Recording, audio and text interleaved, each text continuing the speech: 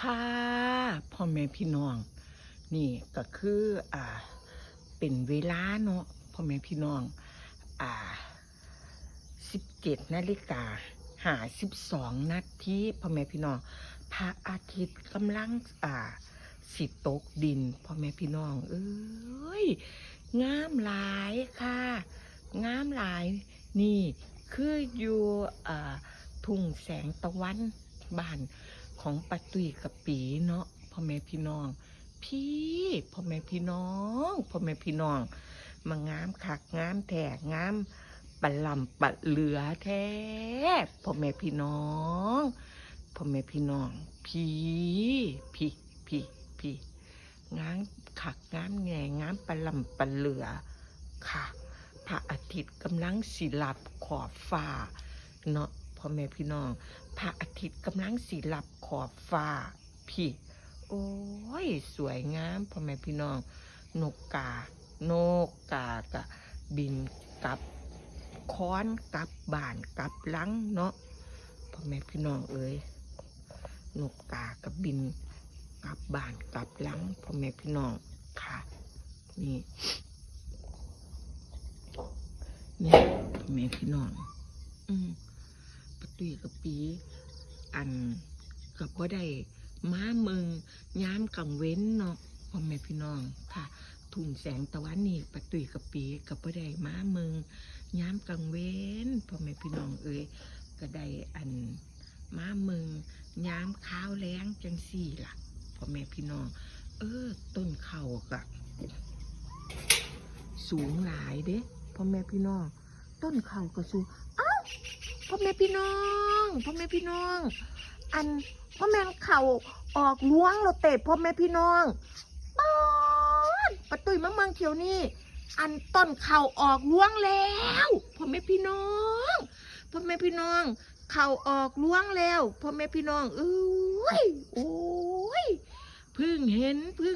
เนี่ยนี่พ่อแม่พี่น้องเขาออกล้วงแล้วตัวนี่เดี๋ยวมืออื่นป้าตุ้ยสิมาทายเอา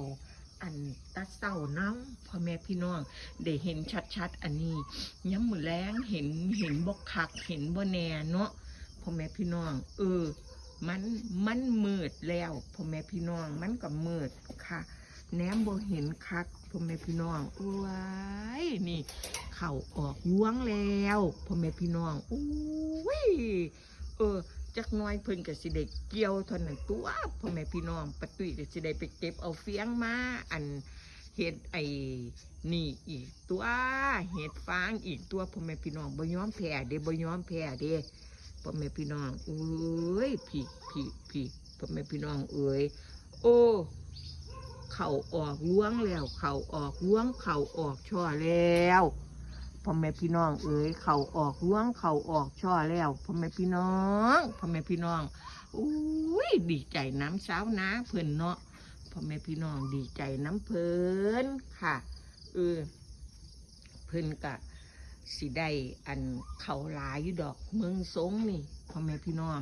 ค่ะดีใจกับเพิ่นเข่าออกล้วงออกช่อแล้วพ่อแม่พี่น้องนี่ก็แหนมบอกคอยเห็นชัดเนาะพ่อแม่พี่น้องแหนมบอกคอยเห็นชัดค่ะเดี๋ยวอันมืออื่นป้าตุ้ยกับปีสีมาทายเมืองตาเศร้าอีกรอบเนาะพ่อแม่พี่น้องนี่ท้องฟ้ากับอันพระอาทิตย์เพิ่งกำลังกำลังหลับลงไปเนาะพ่อแม่พี่น้องพระอาทิตย์เพิ่งกำลังกำลังหลับหูหลับตาลงไปพ่อแม่พี่น้องแสงของพระอาทิตย์เพิ่งกำลังสิเมิดเนาะพ่อแม่พี่น้องกำลังสิเมิดกำลังสีนั่นค่ะนี่เด้พ่อแม่พี่น้องอยู่บ้านเฮานี่ก็ดีจังสี่ละได้เห็นอันสิ่งธรรมชาติแนวนั้นแนวนี้พ่อแม่พี่น้องแต่ว่าถ้าไปอยู่บอนอื่นไปอยู่กรุงเทพกรุงไทยเนาะพ่อแม่พี่น้องอยู่อันบอนอื่นนี่บอนเจริญนี่เฮาพันบ่ได้เห็นจังสี่เด้ล่ะพ่อแม่พี่น้องป้าตุ้ยไปอยู่อันนั่นล่ะกรุงเทพมา40 ปี40กว่าปีพ่อแม่พี่น้องบ่เคยได้เห็นบรรยากาศจังสี่เลยพ่อแม่พี่น้องพอกลับมาได้มาเห็นบรรยากาศจังสี่ยอมรับอยู่ว่าตื่นหูตื่นตาหลายพ่อแม่พี่น้องตื่นหูตื่นตาหลายค่ะนี่ล่ะก็ป้าตุ้ยก็ยอมรับว่าป้าตุ้ยก็หลงไหลได้ปลื้มค่ะมักกับอันบรรยากาศบ้านเฮาท้องฟ้าแบบนี้เนาะพ่อแม่พี่น้องเอ๋ยป้าตุ้ยเห็นป้าตุ้ยก็มักมักหลายชอบหลายพ่อแม่พี่น้องนี่ท้องฟ้าเพิ่งเกิดกำลังหลับกำลังล้าลงไปแล้วเนาะพ่อแม่พี่น้องกำลังหลับกำลังล้าลงไปพ่อแม่พี่น้องเอ๋ยกำลังหลับกำลังล้าลงไปค่ะนี่เนาะพ่อแม่พี่น้องแสงของพระอาทิตย์แสงสีส้มของเพิ่นกับอันนี่ไปแล้วเนาะนกกากระบินกับลังกับค้อนกันเป็นแถวเป็นแนวแล้วพ่อแม่พี่น้องค่ะผู้ใดที่สากม้าเนาะพ่อแม่พี่น้องค่ะนั่นแหละก็มีทีละตัว2ตัวบินว่อนไปว่อนมาอยู่นี่แหละซึ่งก็คือป้าตุ้ยกับปีก็สิทายน้ำเอาบ่ทันดอกอันนั้นเพิ่นไว้พ่อแม่พี่น้องค่ะนี่ล่ะเนาะพ่อแม่พี่น้องเอ๋ยป้าตุ้ยก็ได้มาทายบรรยากาศตะวันลับฟ้าที่ทุ่งแสงตะวันให้พ่อแม่พี่น้องได้เมืองกันแล้วเนาะพ่อแม่พี่น้องเอ๋ยจ้านี่แหละเนาะพ่อแม่พี่น้องตะวันลับฟ้าที่ทุ่งแสงตะวันเนาะพ่อแม่พี่น้องเอ๋ยค่ะ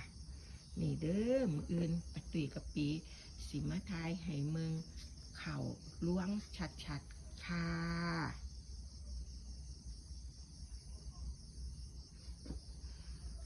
คลิปนี้ซ้ำนี่เด้อค่ะพ่อแม่พี่น้องค่ะสวัสดีค่ะ